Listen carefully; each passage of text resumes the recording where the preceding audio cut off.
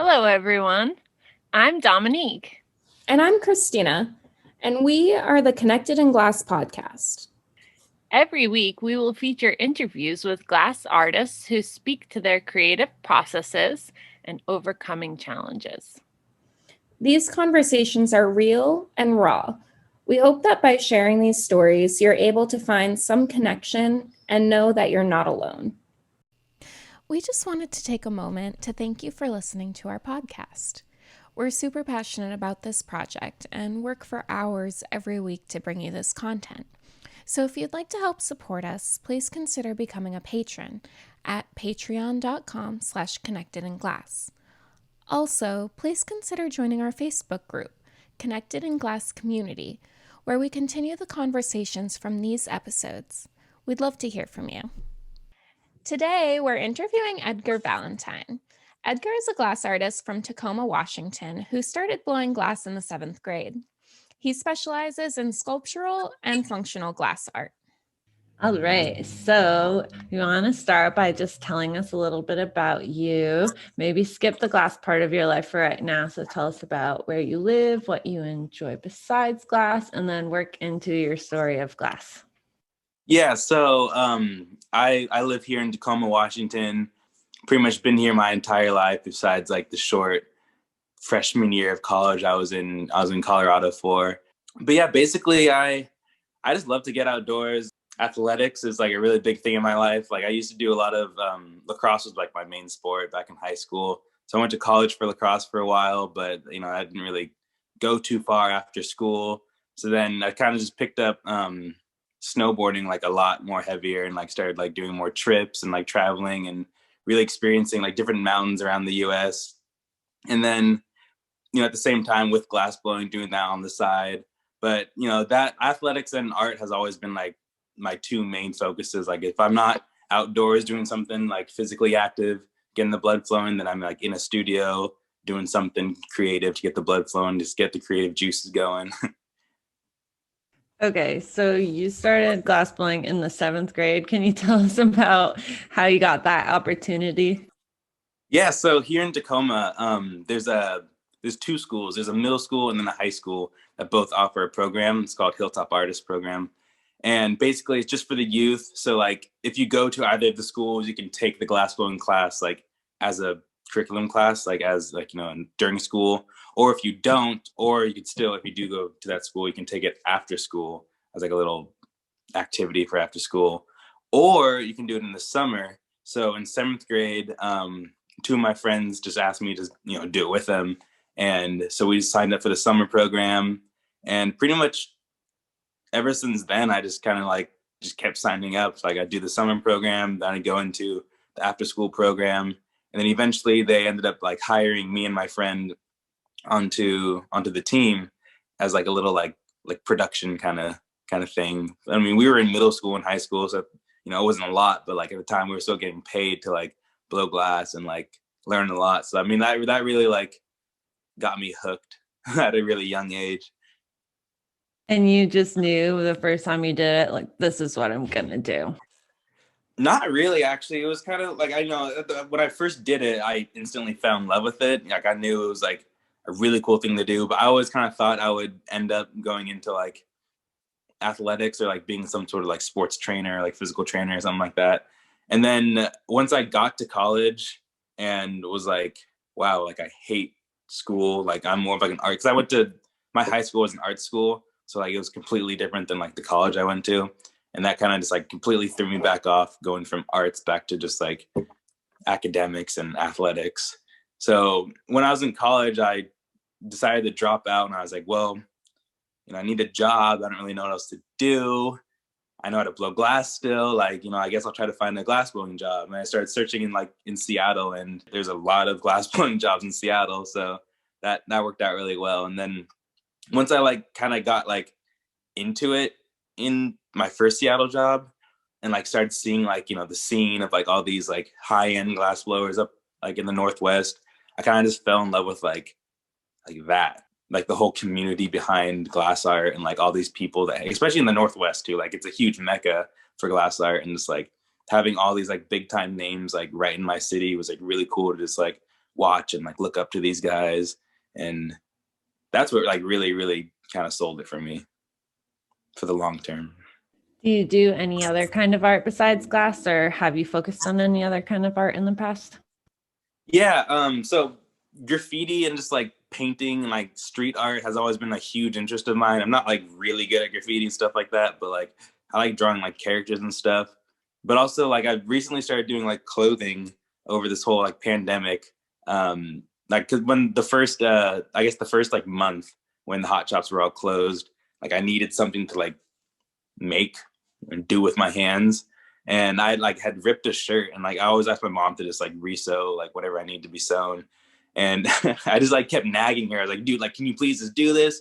And it was like just a super easy stitch, and like it would have taken her like 5 minutes, but she had like all these other projects, and she kept just saying like, you know, I'll do it, and just putting it off because it was just such a small thing. And eventually she was just like, you know what, here, like here's my old sewing machine, you do it. And I was like, whatever. And then she just kind of like showed me how to like put the sleeve. It was like just the cuff of like a long sleeve, and I just put the cuff back on.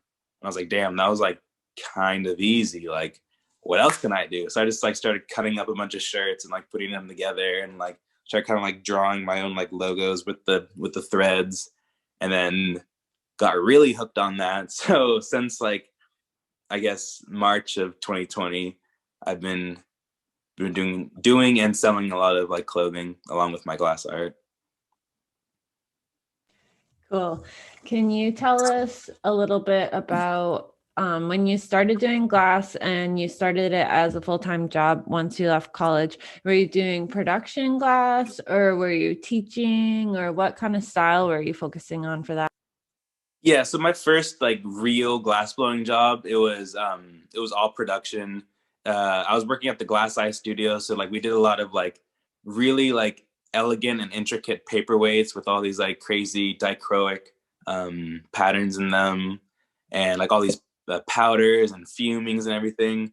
And it was really cool because I like got like really into like being a perfectionist and like really like, you know, narrowing down like what I'm, or pinpointing, I guess, what I'm doing wrong and like how to fix it to like the smallest little details of the glass, and like how to like, you know, gather better glass for like, you know, whatever I'm doing.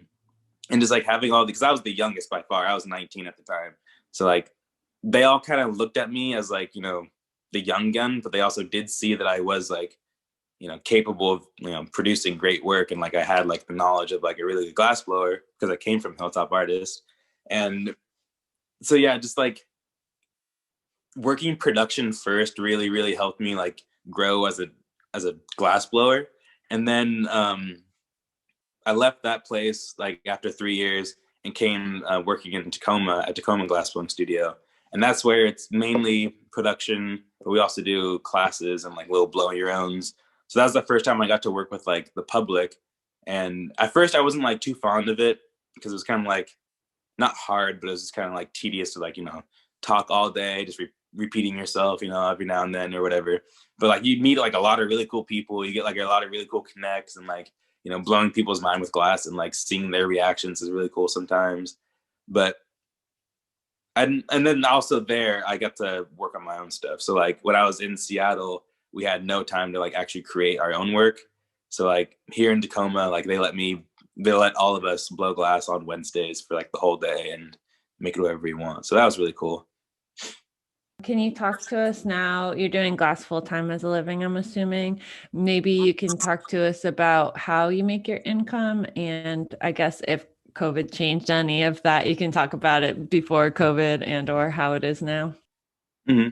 So mainly, I guess before COVID and all that started happening, I, you know, was just working at Tacoma Glassblowing Studio, you know, getting paid hourly, getting tips, getting commissions, and then like selling my own stuff on the side. That was, I guess, mainly I was just getting most of my like extra tip or money from tips and just like some commissions that would like come in from the studio along with hourly stuff. But then I got laid off, you know, for the third time because of COVID in December.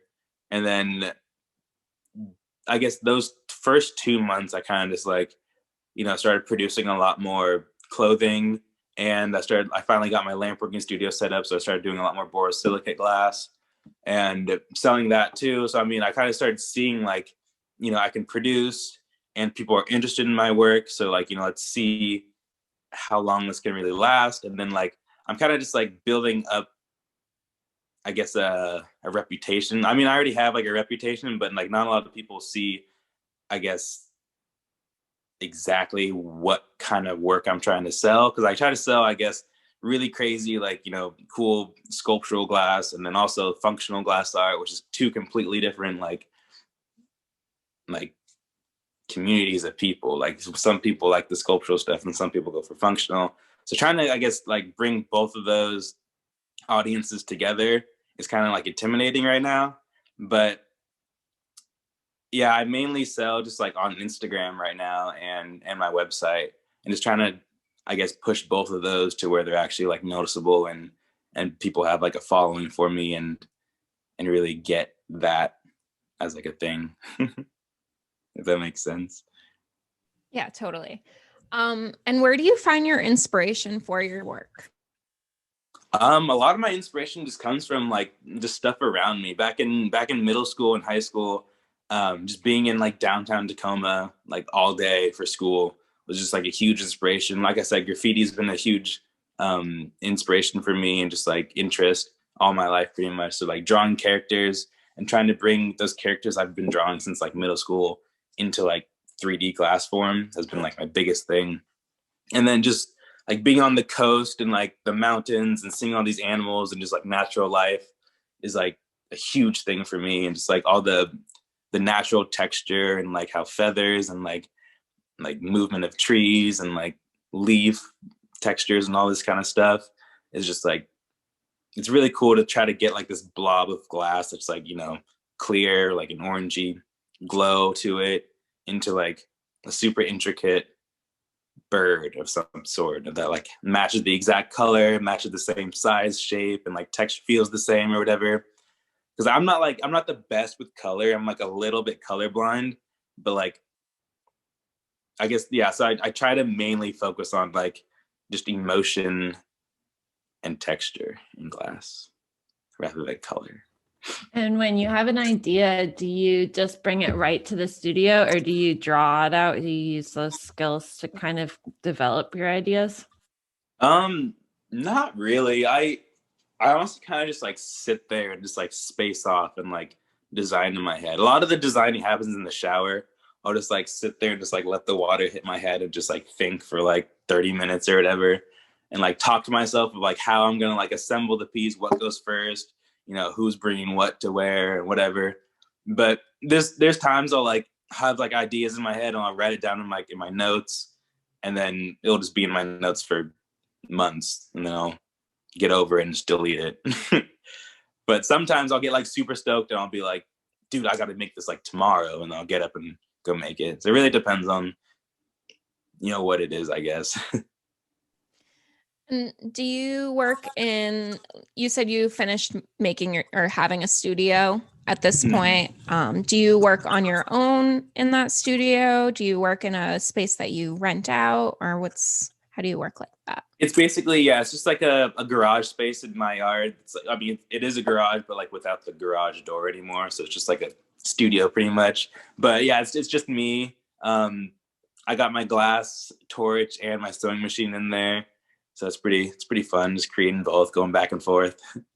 Is it weird working by yourself after working like in a hot shop community for so long?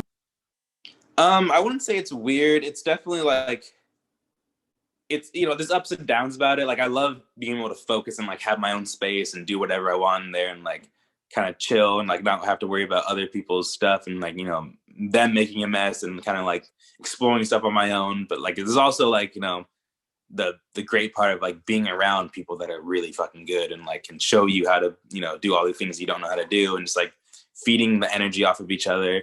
So honestly, like right now, I'm glad that I have my own space, but eventually, like I plan on moving in the next, 6 months or so, where I want to, have my own house and then be able to like rent a studio with someone else or whatever in there. And then once I get older, be able to have my own spot again by myself. I think. How do you get into the mindset to work, especially if you're working from your home? Well, I do smoke a lot of weed, so that kind of helps. A lot of it is kind of just like, I don't know, just my thought process in general. Just kind of like, I'm always like, I don't focus on one thing. I kind of just like, I'm constantly thinking about like 7 different things at once. So, I mean, like, I'll think of like, what I want to make in glass or whatever. Just think of like a face or like a cool color. And then just like something pops in the mind or whatever. And then same thing with like clothing. Like even, sometimes I'll see something, like I'll be on Instagram and be like, oh, damn, like that's dope. Like I want to try something similar to that. Or like, anything like that. I mean, especially like, social media, like we'll have an idea and then you'll think like you're the first one to do it. And then you'll be like laying down, scrolling. And then sure as shit, someone did it like last week. And you're like, well, damn, like, never mind. Like I thought I was, the first. But yeah, I don't know. My mind races a lot. So, I mean, ideas pop up and they go every 30 minutes, it feels like. And do you ever feel stuck, like where ideas don't come? Yeah, definitely. I haven't really made like a super cool soft glass sculpture that I've been like really proud of. I mean, yeah, it's been like 6 months or so probably, but that's also because like I've been focusing a lot on just like sales for soft glass. Like I've been doing a lot of like cups, and I mean, I guess I've always hated making cup work, just like drinkware, but I've been like exploring that, so that's kind of cool. I've been learning a lot new styles and techniques with that, and been selling those. But like I said, sculptural glass art is like really my favorite, and I've been kind of like just exploring a lot with sculptural boro and not with soft glass. Just kind of lame because I like soft glass a lot. Okay, and you were on season 1 of Blown Away. Mhm. Do you want to talk at all about your experience on that, or? Yeah, we can talk about that for sure. How did it impact you as an artist, or do you still see the fruits of that? Yeah, I definitely still see a lot of stuff coming up because of that. Again, I was like one of the youngest on the show, so I mean, going against like Yanush and Deb and like Annette and all those older people, like they're all pretty renowned. Like especially like Yanush, like he's been at the Glass Museum like multiple times when I was in high school, and like he came to the high school I was blowing glass at to like do demonstrations when I was a kid. So it's like, all right, now I'm like, personally I didn't even hear of him until Blown Away, but like he's already renowned, and it was pretty intimidating, I guess, at first, and like seeing all these people that like people already knew, and like they already work with like super big name people, but at the same time it was like whatever, like we're still glass blowers, and like we still like all have our own style. We all came from different walks and like different studios and whatever, so we all view glass differently. So it was kind of just cool to see like how each of us viewed glass and like what we did with it and stuff. All in all, like looking back on it, was a super positive experience, or was it really like anxiety ridden? I think you're all so brave for doing that. It was really cool. I wasn't like that anxious at all. I mean, at first, like honestly, I saw it like on an ad on Facebook, so I didn't really know like what it was. At first I just ignored it, and then a friend of mine sent me the link. It was like, yo, you should apply to this. So then I read it, and then I applied. I was like, this seems kind of like fake, but like whatever, I'll apply to it. And then I just forgot about it, and then sure shit, like 3 weeks later I got an email. I was like, oh, like wow. And then like the whole Skype interview went through, and I talked to people on the phone, and then they flew me out there. And like at first, like I was like waiting at the airport for the guy to pick me up for like an hour. And I was like, dude, like I'm in Toronto. I don't even know like what's going on. Like no one's called me. Like, is this even real? And then eventually he found me, and then it was all okay. But I wasn't like worried or like scared, but I was like a little hesitant, like if this was even like a thing at first. I was like, wait a second. Right. So you maybe it could have even been a scam. Like, did you think it was going to end up being such a big deal? Exactly. Yeah, I had no clue. And then he showed up, and I was like, okay, cool. We spoke with a few other people that were on season 2, and they all kind of mentioned how the studio was more like a set Was it the same way on season 1 or? Yeah, it definitely, they had just like got this big warehouse or whatever it was, and just like converted it into a hot shop pretty quickly. And also, they wanted to make it look TV presentable. So they would add like, like little stuff. Like I remember they had like this wall thing that was like painted brick, and a torch was right next to it, and it caught on fire. And it was like, wait, why are the bricks on fire? Like that didn't even make sense. And it was just props. So that was kind of funny, but it all worked out. Like it was, I mean, there were definitely things like the first year, there was like no ventilation, so it was like really, really, really, really hot. But they fixed that. They got that working. And so I was wondering, how do you create your work and not let other people's judgments affect how you continue creating that work? Well, I definitely don't create work for anyone but myself. Like I don't care like if you don't like it unless you're trying to buy it.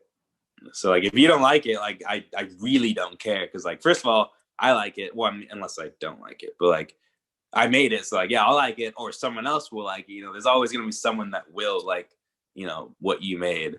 But like yeah, for the people that are just like I don't like that, I'm not a fan of it, it's like, dude, I really don't care. Like I'm not making this for you, or just unfollow me. Like you don't gotta like follow my work like or anything like that. But yeah, definitely, I don't think you should ever make work for to like really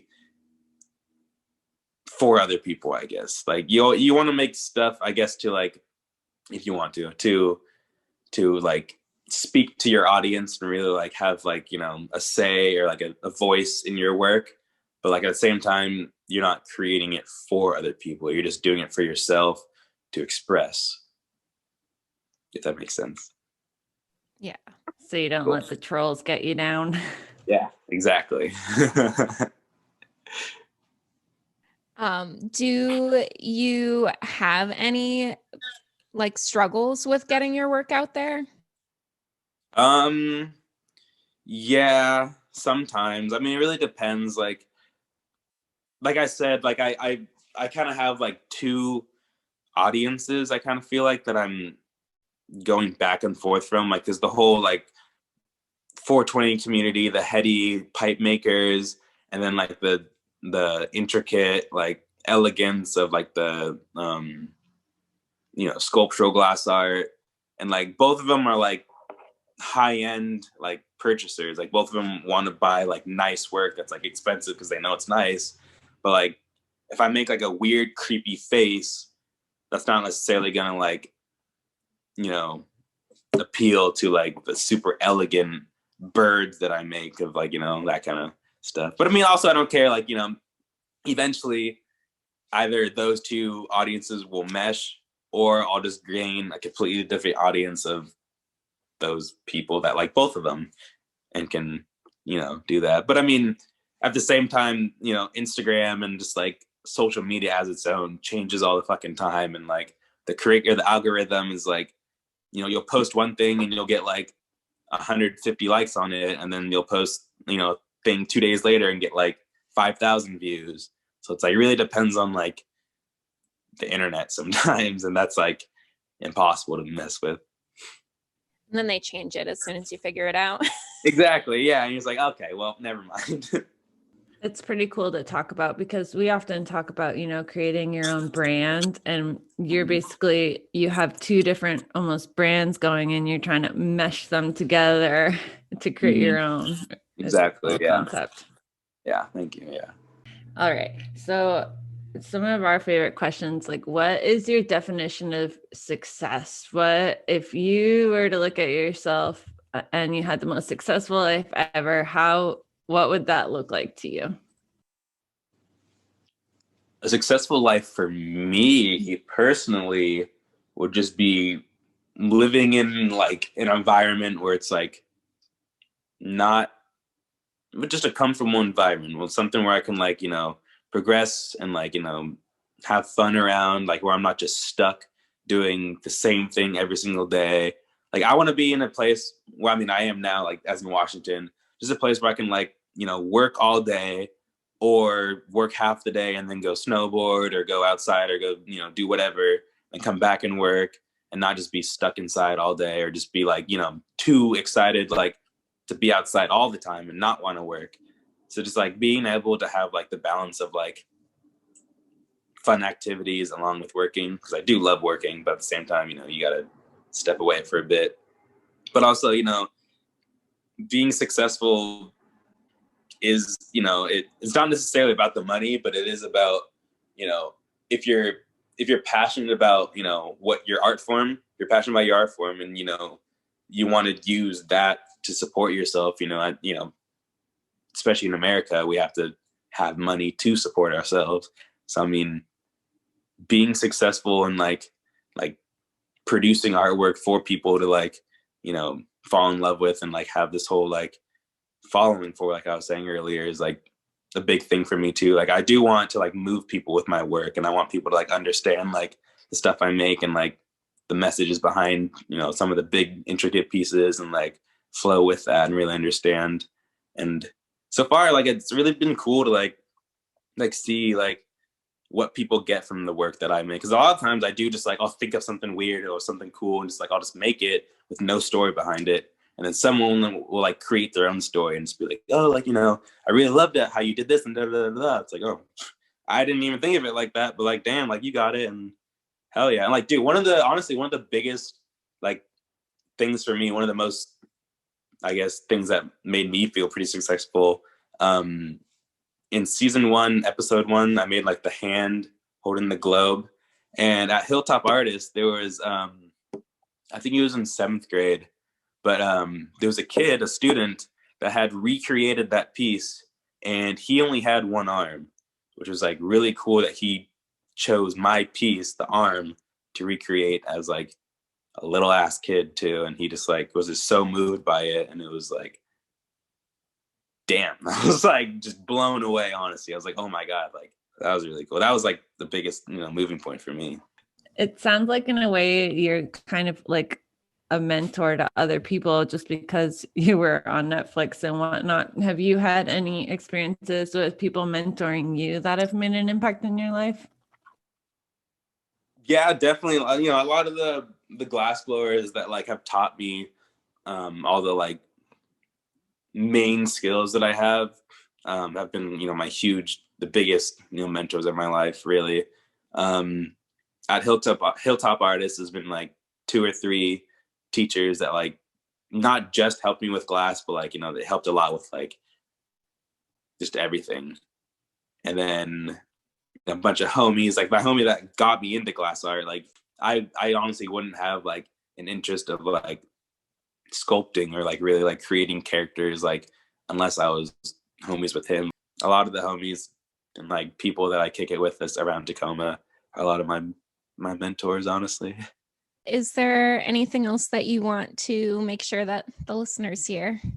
Honestly, just keep if you're like, creating something, you're an artist and you want to keep creating, it's hard. It's hard to like have that drive all the time. And like, you're gonna fail, you're gonna feel like you're failing.